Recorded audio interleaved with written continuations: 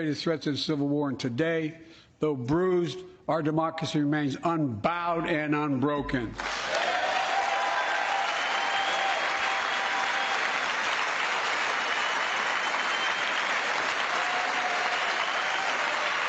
As we gather here tonight, we're writing the next chapter in the great American story, a story of progress and resilience. When world leaders ask me to define America, and they do, believe it or not, I can define it in one word, and I mean this: possibilities. We don't think anything is beyond our capacity. Everything is a possibility. You know, we're often told that Democrats and Republicans can't work together. But over the past 2 years, we've proved the cynics and naysayers wrong. Yes, we disagreed plenty. And yes, there were times when Democrats went alone. But time and again, Democrats and Republicans came together to defend a stronger and safer Europe. It came together to pass once-in-a-generation infrastructure law, building bridges connecting our nation and our people. We came together to pass the most significant law ever, helping victims exposed to toxic burn pits. And in fact,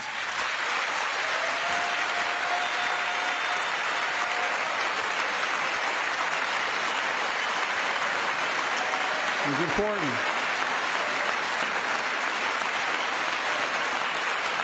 And in fact, I signed over 300 bipartisan pieces of legislation since becoming president, from reauthorizing the Violence Against Women Act, to the Electoral Count Reform Act, the Respect for Marriage Act that protects the right to marry the person you love.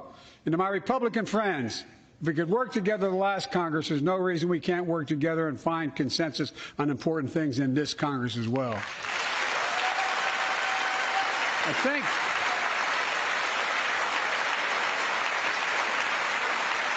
folks, you all are as formed as I am, but I think the people sent us a clear message. Fighting for the sake of fighting, power for the sake of power, conflict for the sake of conflict gets us nowhere. That's always been my vision of our country, and I know it's many of yours. To restore the soul of this nation, to rebuild the backbone of America, America's middle class, and to unite the country. We've been sent here to finish the job, in my view. For decades, the middle class has been hollowed out in more than, and not no one administration, but for a long time. Too many good-paying manufacturing jobs move overseas. Factories closed down. Once thriving cities and towns that many of you represent became shadows of what they used to be. And along the way, something else we lost: pride, our sense of self-worth. I ran for president to fundamentally change things, to make sure our economy works for everyone, so we can all feel that pride in what we do. To build an economy from the bottom up and the middle out, not from the top down.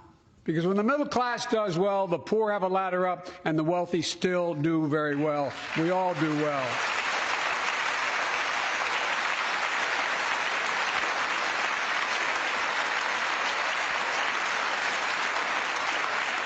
I know a lot of you always kid me for always quoting my dad, but my dad used to say, "Joey, a job's about a lot more than a paycheck."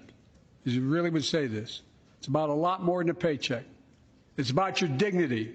It's about respect.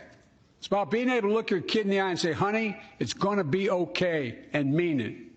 Well, folks, so let's look at the results. We're not finished yet by any stretch of the imagination, but unemployment rate is at 3.4%, a 50-year low. A near record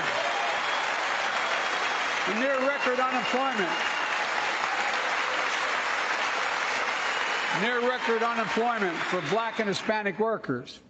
We've already created, your help, 800,000 good-paying manufacturing jobs, the fastest growth in 40 years. And where is it written? Where is it written that America can't lead the world in manufacturing? And I don't know where that's written. For too many decades, we imported projects and exported jobs. Now, thanks to what you've all done, we're exporting American products and creating American jobs. Folks, inflation has been a global problem because the pandemic disrupted our supply chains, and Putin's unfair and brutal war in Ukraine.